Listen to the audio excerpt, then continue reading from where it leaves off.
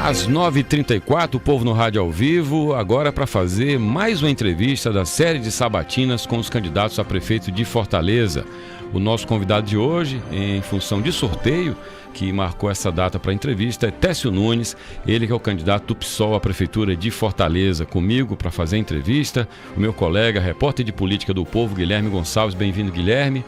A gente vai conversar com o candidato e você pode interagir, pode mandar perguntas, comentários para o nosso WhatsApp, 859-9699-2299. Você também pode postar o seu conteúdo, seja pergunta, seja comentário, no YouTube. Nesse momento estamos ao vivo no YouTube do Povo. Aproveita, dá um like, dá uma curtida, porque aí a live vai chegar a mais pessoas e o seu comentário também. E ainda com a transmissão pelo Instagram da Rádio Povo CBN e mais o Facebook do Povo e o Facebook da Rádio Povo CBN. Candidato, bem-vindo, bom dia. Bom dia a todos que estão nos ouvindo, nos assistindo. Enfim, vamos lá. Vamos para mais uma entrevista, mais uma sabatina. Vamos lá. Primeira pergunta para o senhor é o seguinte: existe uma distância abissal, muitas vezes, entre a boa intenção, entre o discurso de campanha e a vida real de quem tem que administrar o caixa da prefeitura, caneta na mão, as demandas. Pergunto ao senhor, o senhor sendo eleito, como é que o senhor pretende tocar adiante suas ideias com o caixa que a prefeitura tem hoje? O que é que o senhor estudou dessas finanças do município para fazer promessas factíveis? Olha, eu acho que nós temos um desafio, assim, olhar para o orçamento da prefeitura e não enxergar nele limitações para entregar serviço que atenda de verdade o nosso povo. Acho que todo gestor, e aí nessa campanha inclusive tem se usado muito a lógica, não, eu sou gestor, só que muita gente vem se apresentando como gestor da iniciativa privada, que é completamente diferente de um gestor que tem que entregar o serviço público, né? Você ter uma prefeitura que não olha prioritariamente os interesses do nosso povo é um erro. Então a gente tem que ter um olhar voltado para as necessidades do nosso povo. Eu não quero ser prefeito se não for para resolver o problema da nossa cidade, o problema das pessoas que vivem nessa cidade, na nossa cidade. Então não é papel de um prefeito limitar a política pública a partir do orçamento. Nós temos que achar saídas para fazer com que as propostas sejam factíveis. Hoje Fortaleza ranqueia como o principal PIB do Nordeste, isso é importante salientar, mas só que não adianta ter o maior PIB do Nordeste e ter uma saúde tão precária como nós temos. Ter o maior PIB do Nordeste e a juventude não conseguir transitar em territórios diferentes dos dela, como eu, né? Eu nasci e me criei no Bom Jardim, mas eu andava a pé para Santa Cecília, ia a pé para o Conjunto Ceará, ia a pé para Caucaia. Hoje, a realidade da nossa juventude não permite mais esse trânsito, né? Então, não adianta ser o maior PIB do Nordeste e não ter política pública efetiva para melhorar a vida das pessoas. Então, assim, nosso programa de governo ele foi trabalhado de forma coletiva, estudado, tem especialistas da academia debatendo esse programa de governo, tem o povo debatendo esse programa de governo, e nós estamos aqui para afirmar que nenhum orçamento tem que limitar as nossas ideias. É óbvio, ninguém está propondo aqui uma saída irresponsável. A gente vai jogar de acordo com o que o orçamento permite. Mas isso não vai ser um limitante. E eu tenho certeza que a gente consegue implementar um programa de uma governança, inclusive com participação popular, que a gente consiga implementar tudo aquilo que está no nosso programa de governo. Porque tratar as pessoas, mudar a vida do nosso povo, no final dos contos, mudar a vida da gente, é uma prioridade. E a gente tem que se pautar por isso. Então, acho que por aí a gente começa a tratar o debate de forma mais séria e mais qualitativa. Guilherme. Bom dia, candidato. Eu queria começar primeiramente falando um pouco sobre a sua campanha, né? Até agora nós estamos quase 3 semanas de campanha e pelo menos até hoje, durante essa semana, não foi informada alguma campanha sua pública ainda, né? Eu queria saber o que foi feito durante esse período também, falando que o pessoal, a sua candidatura teve até agora o 5º maior orçamento entre as capitais, né, do partido, colocando ali uma certa fé na sua candidatura, né? Eu queria saber como que foi feito durante esses dias e como será a sua campanha daqui para frente. Olha, a gente teve agenda, só que a nossa agenda se voltou muito para produção de conteúdo. Então, até a semana passada, até sábado, domingo, a gente teve uma agenda mais de rua, acompanhando principalmente as candidaturas a vereador do PSOL, da Rede, da UP, né, que estão fazendo parte da coligação. Mas essa semana, até ontem, a gente tinha tirado esses 2, 3 dias para a gente fazer conteúdo, que a gente precisa ocupar a rede social, precisa gravar programa de TV. E a gente, infelizmente, você está falando que a nossa candidatura, por exemplo, é uma das que recebeu mais recursos, mas assim, tipo, muito, infinitamente menor do que, por exemplo, a candidatura do Sarto, que lidera todos os rankings, gasta 4 vezes mais do que os candidatos da oposição. Então, assim, é difícil tocar uma campanha com pouco recurso, com pouca gente, com muita ideia, e aí a gente decidiu taticamente para que esses dias fossem ocupados com redes sociais, com produção de conteúdo para redes sociais e também para os nossos programas de TV. Mas hoje, por exemplo, a nossa militância já está toda na rua, a gente está, nesse exato momento, com 4 pontos de ação, né, diferente. Estamos, inclusive, hoje, inaugurando uma nova etapa da campanha, uma nova ação, uma ação que está espalhando um QR Code para a cidade, provocando as pessoas a uma mudança séria e radical de Fortaleza, né? Organizada pelo nosso povo, pela nossa juventude, para ter uma cidade para nós, feita por nós, uma Fortaleza que esteja a serviço do nosso povo. Então hoje a gente está ocupando vários lugares de Fortaleza, saindo daqui do Jornal O Povo, vou para 4 cruzamentos diferentes da cidade. Hoje à noite vai ter uma caminhada ali pelo Benfica, para a gente conversar com a galera da universidade, a galera que roda aquele espaço cultural, o polo de cultural que é do Benfica. E amanhã a agenda continua frenética e assim, nesses últimos 30 dias vai ser uma campanha puxada, muito nos anima nisso. É importante salientar também que o investimento feito na nossa candidatura tem a ver também com o perfil que o PSOL está apostando nacionalmente. É uma candidatura de um homem negro, da periferia, a primeira do PSOL aqui em Fortaleza, inclusive. O PSOL apostou nesse perfil e nós estamos... E tem a ver com isso também o grau de investimento que o PSOL faz. Nós cobramos muita coerência do nosso partido porque a gente quer ser exemplo, né? O discurso convence, mas é o exemplo que arrasta. Então a gente não pode lançar uma candidatura negra, periférica como a minha, que vem nascida e criada no Bom Jardim, e não ter um investimento mínimo necessário para que essa candidatura se viabilize, né? Não é só eu, inclusive, é uma prioridade nacional. Toda a negritude do PSOL tem um investimento prioritário. Aconteceu isso com a Adriana Jerônimo, a nossa vereadora aqui em Fortaleza, né? Ela tem um investimento, ela foi uma prioridade nacional do nosso partido. Então, isso está coerente com o nosso discurso e a nossa prática. A gente preza muito por isso. A gente tem um pleito esse ano em que o campo, digamos, à direita tem pelo menos 3 nomes. Eu estou falando de Capitão Wagner, André Fernandes e Luiz Eduardo Girão. Sim. E à esquerda, chamemos assim, temos o candidato Evandro Leitão e o senhor pelo PSOL. Em que medida faz sentido a esquerda estar dividida entre a candidatura de Evandro e o senhor no PSOL? Não teria sido mais estratégico que vocês estivessem juntos? Eu pergunto, no segundo turno, o seu candidato obviamente seria Evandro Leitão ou não é óbvio? Primeiro o seguinte, o primeiro turno, nós estamos aqui... O pessoal tem uma tradição, tá bom? O pessoal tem uma tradição de debater a cidade, de debater o programa para a cidade, porque nós somos um partido que orienta a nossa discussão política a partir da demanda dos movimentos sociais. E nenhuma candidatura está apresentando isso por enquanto. Então nós somos reduto das ideias e das demandas dos movimentos sociais. Nós só fizemos uma exceção na nossa história, que foi 2022, naquele cenário, Bolsonaro presidente, o Wagner liderando, né, ali, apoiado pelo Bolsonaro, liderando as pesquisas. Então, naquele cenário, nós tínhamos como princípio barrar o movimento do bolsonarismo nacionalmente. Então, aqui a gente tomou uma posição de exceção única de não ter candidatura. Nesse cenário colocado, com as ideias que a gente está defendendo, que tem a negritude na centralidade, que tem as mulheres na centralidade, que tem a comunidade LGBT na centralidade, que tem a pauta do meio ambiente na centralidade, que está defendendo passe livre, que está defendendo, enfim, um processo de participação e governança popular, como a gente está debatendo. E aí ninguém defendendo essas ideias, a gente achou correto, coerente apresentar essa candidatura para fazer esse debate da cidade. Porque no final das contas, o que a gente mais quer...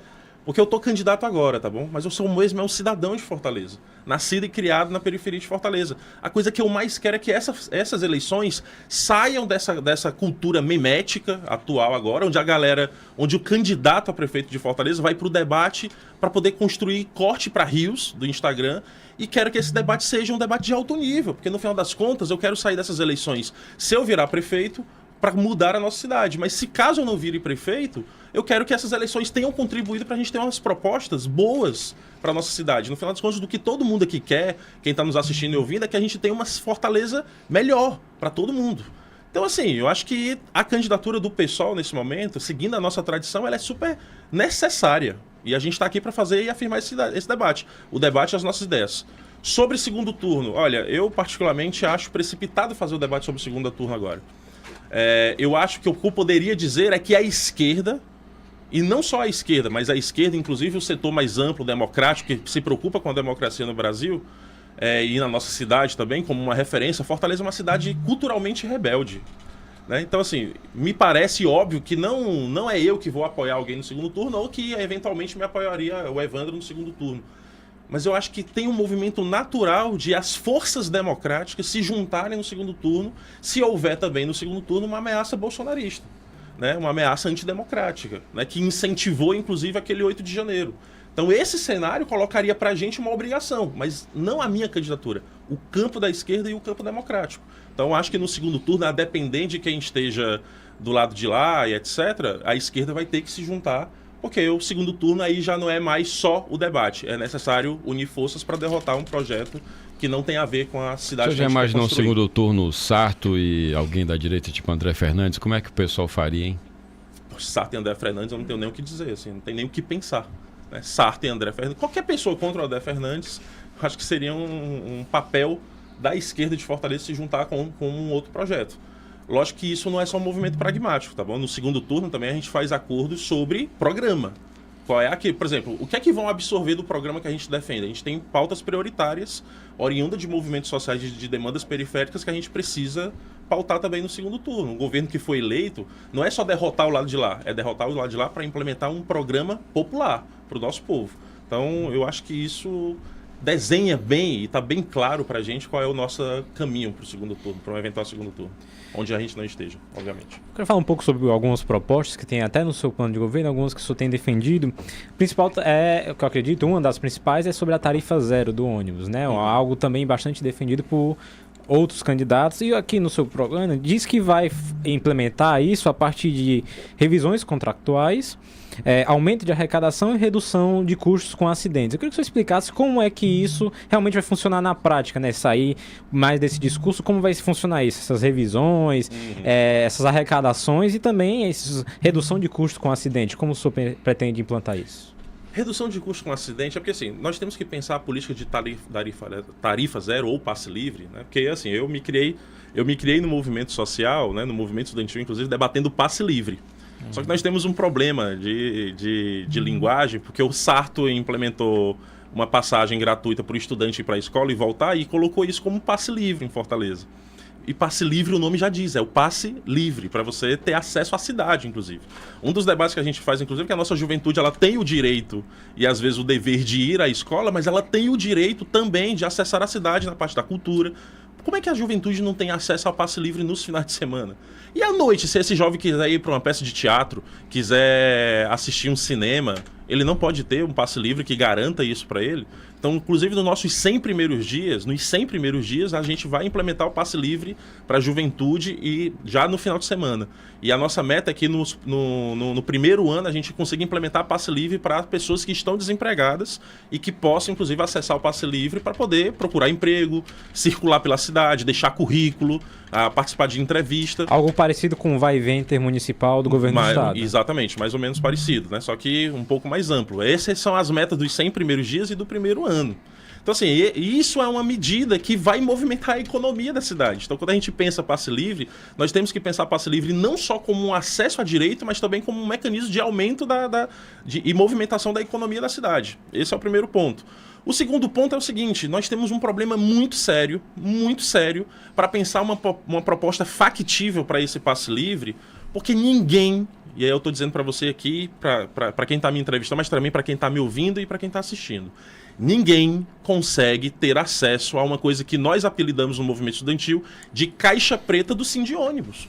O Sindônibus alega para todo mundo, faz coletiva de imprensa para dizer que tem prejuízo. Mas ninguém sabe de fato quanto é, porque ninguém sabe o quanto a rede de ônibus de Fortaleza, de transporte público de Fortaleza, arrecada. Isso é uma verdadeira caixa preta. E nós não tivemos nenhuma gestão até agora, nenhum prefeito ou prefeita até agora, que abrisse essa caixa preta para a população, para que todo mundo tenha acesso a esse debate. Olha, nós precisamos apostar na democracia. E democracia não é só uma palavra vazia soltada ao vento. Democracia é, sobretudo, transparência, participação popular. Então, se a gente está querendo mudar a nossa cidade e mobilidade não é qualquer coisa, ônibus não é qualquer coisa, e se a gente entende o passe livre, né, ou a tarifa zero como um direito fundamental de ir e vir, que possibilita o direito fundamental de ir e vir, e que garante para as pessoas, para a nossa cidade, movimentação da economia, é óbvio que a gente não pode criar ou solidificar a ideia de uma caixa preta do Sindônibus onde ninguém tem direito a saber quanto de fato o sistema custa para a nossa cidade.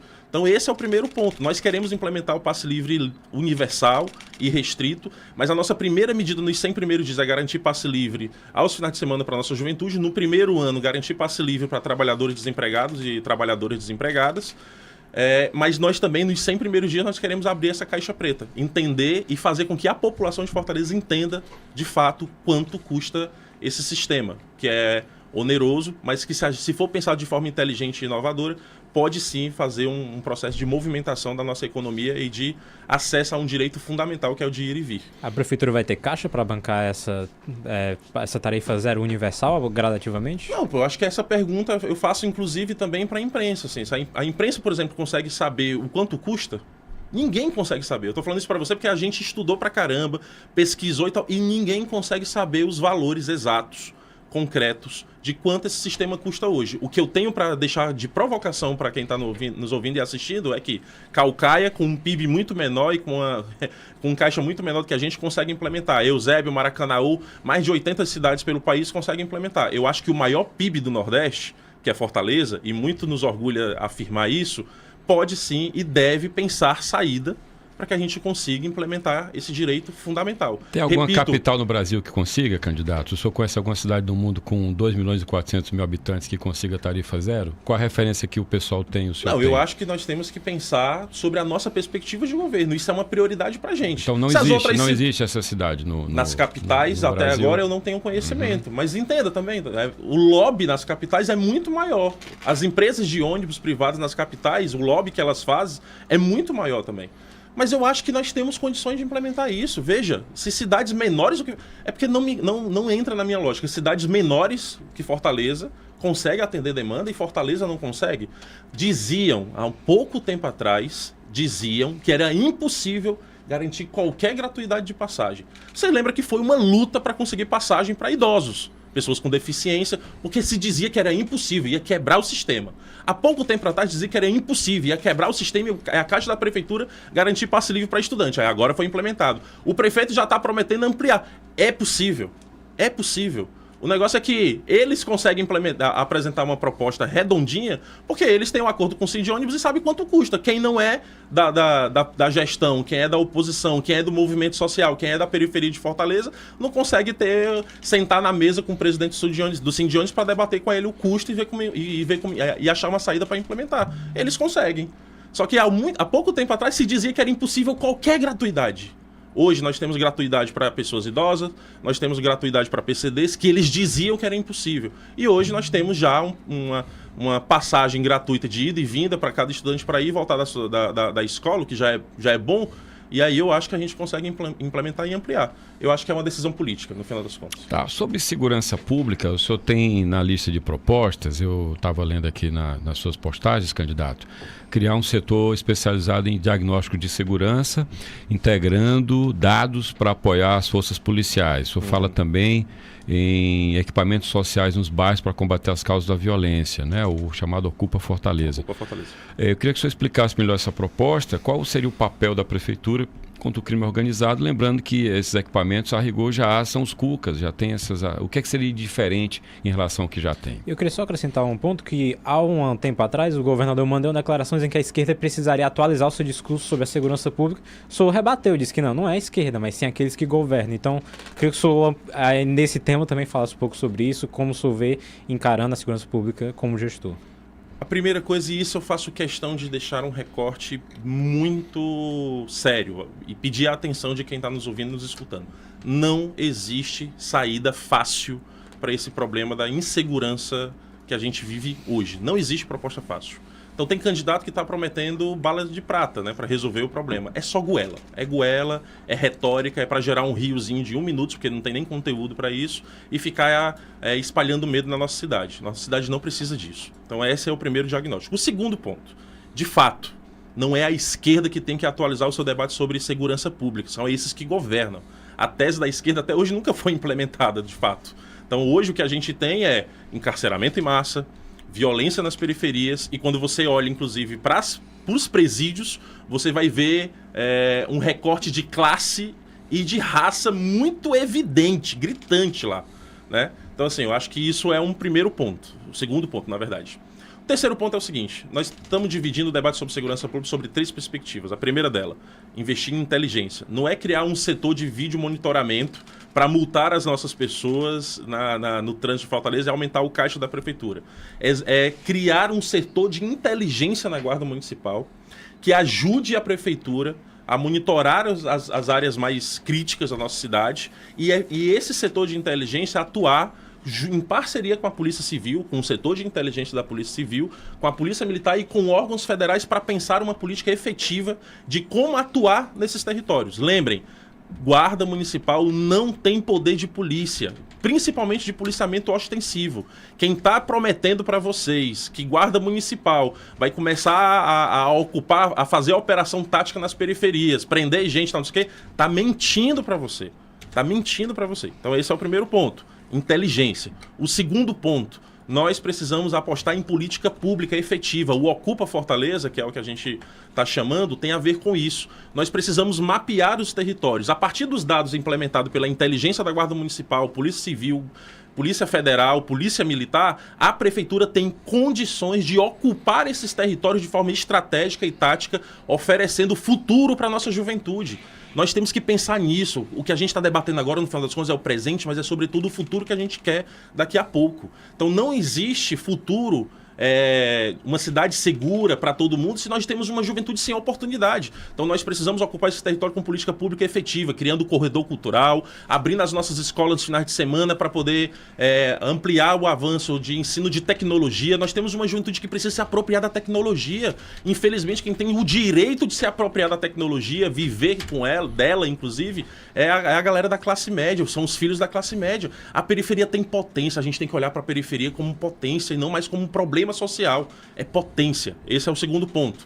Investir numa política efetiva de ocupação do território. O maior PIB do Nordeste, que é Fortaleza, tem o dever moral de disputar esses territórios. E eu estou falando de disputa mesmo. Disputar o território e disputar o futuro das nossas crianças e juventude. Esse é o segundo ponto. E o terceiro ponto é propor uma ação coordenada entre governo do estado, governo federal e o prefeito.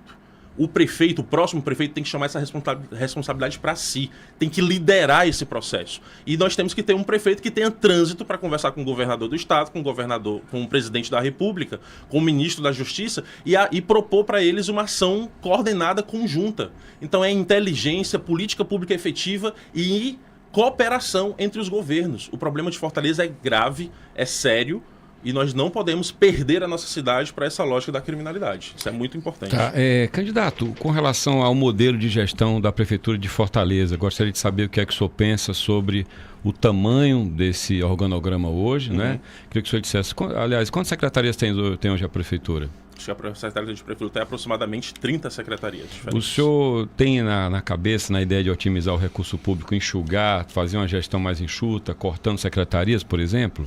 Eu acho que a nossa prefeitura não pode ser uma prefeitura do cabide de emprego para conseguir sustentar uma base frágil na Câmara Municipal. Nosso programa de governo, inclusive, aposta numa política inovadora de governança popular.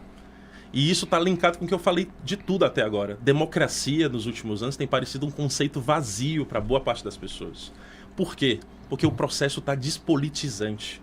E é por isso que a gente vê o debate de São Paulo, e se não tiver cuidado, o debate de Fortaleza também, indo para um caminho nada propositivo, porque as pessoas estão preocupadas em mimetizar a política, fazer um recorte para os seus rios. Olha, o que acontece, a gente faz pergunta para o André Fernandes, às vezes, no debate, e o André Fernandes nem responde o que você perguntou. Ele olha para a câmera e pensa no recorte dele para Mas trazendo para o campo da gestão, saindo um pouquinho da... Não, que a política está em tudo, mas do ponto de vista da gestão, qual o desenho de prefeitura que o senhor enxerga? Não, é isso que eu estou te falando. Eu terei quantas secretarias o senhor teria, por exemplo? O nosso plano de governo aposta em governança popular, junto com o povo. Mas diz quantas secretarias seriam, por exemplo? Não, a gente não vai sustentar essas secretarias que existem hoje do jeito que elas estão, porque as secretarias, claramente, do jeito que elas estão, é para cabide de emprego para sustentar a Câmara. Mas o senhor não diminuiria, municipal. Por exemplo, tem 12 regionais, ou diminuiria, ampliaria...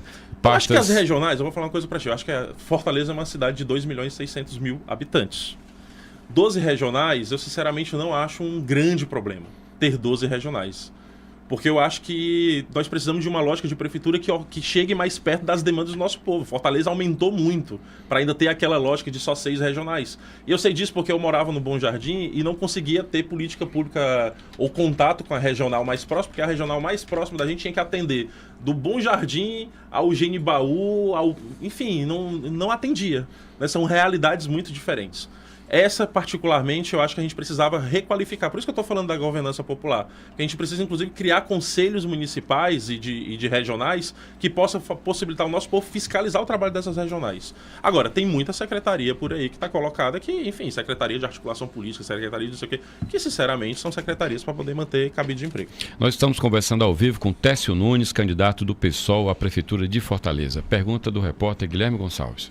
Algo também que interessa muito são a questão da relação sobre geração de emprego e renda, né? E nas suas próprias propostas afirma que vai usar recursos próprios da própria prefeitura e também a partir de empréstimos, né? Empréstimos que foi citado o BNDES e Banco do Nordeste nessas propostas.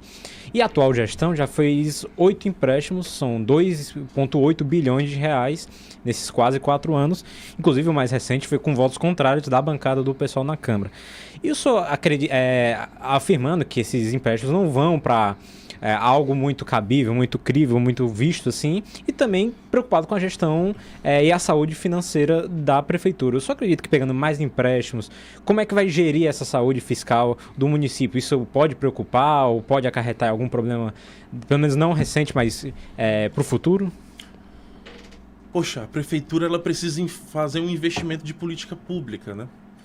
E é uma pena você ter a informação de que o prefeito Sarto endividou a cidade nesse montante, né? A gente sempre, inclusive, votamos contra, porque nunca ficou claro para o conjunto da cidade o porquê pegar esses empréstimos. Pegar empréstimo não é problema, entendeu? Fortaleza tem saúde econômica para poder sanar os empréstimos. Se você começa a gerar uma lógica onde você precisa de empréstimo para poder garantir política pública no ano da eleição, porque eu acho que esse é o detalhe que está faltando na informação. O Sarto endividou a cidade para entregar obra em tudo que é buraco no último ano de gestão dele. Sabe aquela coisa que o pessoal estava falando, a sensação que você que está nos escutando e nos assistindo agora tem de que, poxa, parecia que a gente não tinha prefeito até agora. Ela é verídica. E não foi por causa da pandemia. O Sarto, inclusive, quando assumiu a prefeitura, o Sarto já assumiu com a pandemia mais ou menos se estabilizando. Ele não teve 2 anos de caos na saúde pública e na cidade por conta da pandemia, como ele alega. Ele simplesmente sumiu. Mas agora endividou a cidade para poder garantir obra em tudo que é buraco. Obras essas que ninguém tem garantia que vão ser concluídas, inclusive se ele não for reeleito. Não se tem nem garantia que vão ser concluídas se ele for eleito. Então, assim, é uma desgraça isso. Porque o problema é que não é fazer empréstimo para garantir política pública para nossa cidade, fazer empréstimo para aumentar o PIB da nossa cidade, fazer empréstimo para conseguir emprego para as pessoas, fazer empréstimo para investir na cidade, porque está mais que comprovado que quando você investe na cidade, né, todo o retorno todo o empréstimo que você fez, ele retorna às vezes 2, 3 vezes mais. O problema que nós temos é que nós estamos reféns de uma lógica política onde o prefeito se sente à vontade de endividar a cidade sem se preocupar com um próximo gestor que possa vir assumir ou a próxima gestão para poder garantir no último ano uma política que estabeleça a possibilidade da reeleição dele, né? Então, acho que esse é o centro da nossa crítica, entendeu? Acho que não é bem a crítica de fazer empréstimo, mas sim de como ele é utilizado, se ele é utilizado para garantir para o nosso povo, entendeu? Para resolver esses problemas que nós temos. A área da saúde hoje é um caos. E tem gente ganhando dinheiro com a saúde, inclusive. Essas OS, inclusive, ganham fortunas para entregar a saúde precária do jeito que a gente recebe. Eu sei o que é ir num posto de saúde. Eu não tenho um plano de saúde, eu sou usuário do SUS. E eu sei o que é ir num posto de saúde ou no hospital, levar minha filha ou levar minha mãe no hospital ou no posto de saúde e o atendimento precário que elas recebem ou que eu recebo. E o doido é você pensar que tem OS, empresas, faturando contratos milionários todos os anos para entregar isso pra gente. Se você tem uma prefeitura que faz empréstimo para investir na nossa saúde, tirar esse poder das OS e assumir a responsabilidade disso para entregar uma saúde eficiente e de qualidade para o nosso povo, eu acho que vale a pena. Agora, do jeito que está sendo feito, definitivamente não. Candidato, temos 1 minuto. Eu queria que o senhor respondesse 1 minuto, infelizmente há pouco tempo, mas como é que o senhor pretende tocar adiante suas ideias com uma Câmara que tem 43 vereadores? Como é que seria essa composição? Se nós formos eleitos, nós vamos ser eleitos a partir de um movimento social grande em Fortaleza, que acreditou no programa de governo que foi eleito. A gente vai tratar a Câmara da forma que tem que ser tratada, com respeito. Porque do jeito que o prefeito é eleito, a Câmara também é eleita. Então eles têm a legitimidade do voto. Mas nós não vamos nos render a uma lógica onde o prefeito tem que entregar à prefeitura, distribuir 200, 300, às vezes 1.000 cargos para um vereador para poder ter o apoio dele na Câmara de Vereadores. Nós vamos chamar a responsabilidade de todo mundo, vamos sentar com a Câmara, vamos pensar propostas para a cidade. E todo o debate vai ter que ser feito de forma muito transparente, sem conchavo, sem tomar lá da cá. O pessoal tem quantos candidatos a vereador esse ano aqui em Fortaleza? Hoje o pessoal, junto com a federação, o pessoal rede, a gente está com 32 candidatos. Tá bom. Candidato, muito obrigado pela sua vinda. Obrigado. A gente volta a falar ao longo da campanha, certamente. Estamos cobrindo a campanha, todos os candidatos. Bom dia para o senhor. Até a próxima. Bom dia e votem 50 para prefeito e para vereador. Vamos junto. Muito bem. Eu e Guilherme Gonçalves, meu colega, repórter do Povo, conversamos com Técio Nunes, candidato do PSOL à Prefeitura de Fortaleza. São 10h05.